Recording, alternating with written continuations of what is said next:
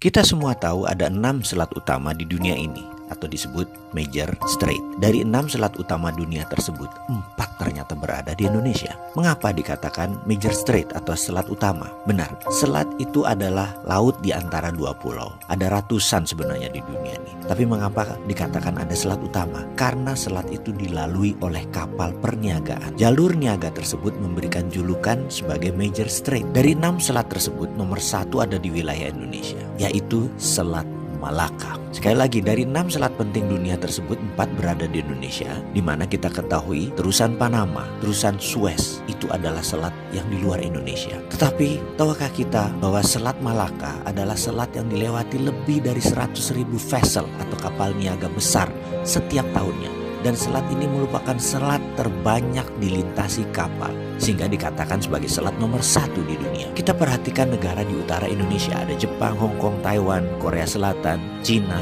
di mana semuanya adalah negara produsen besar di dunia. 20% vessel mereka ke Amerika Utara, 80% kapal niaga mereka menuju arah Asia Timur, Asia Tenggara, Afrika, dan Eropa. Dan semuanya melalui selat di Indonesia. Bahkan ada 18 juta barel per hari kebutuhan BBM negara utara Indonesia tersebut, di mana 80%-nya disediakan oleh Selat Hormuz, juga melalui Selat Malaka. Australia kalau mengirim barang ke negara utara Indonesia tersebut, pasti melewati Selat Lombok dan Selat Makassar. Lalu Indonesia dapat apa sih sebenarnya? Jujur, Indonesia tidak dapat apa-apa dari laut yang dipakai tersebut, dari selat yang dipakai tersebut, tidak dapat apa-apa. Oke, itu masa lalu. Kalau ke depan bagaimana? Bagaimana kalau kita kendalikan selat itu sebagai aset bangsa? Peraturan internasional tidak ada yang mengatur negara archipelago seperti wilayah Indonesia, seperti wilayah negara-negara Pasifik Selatan. Kita peraturan internasional itu selalu mengacu pada aturan kontinental atau daratan.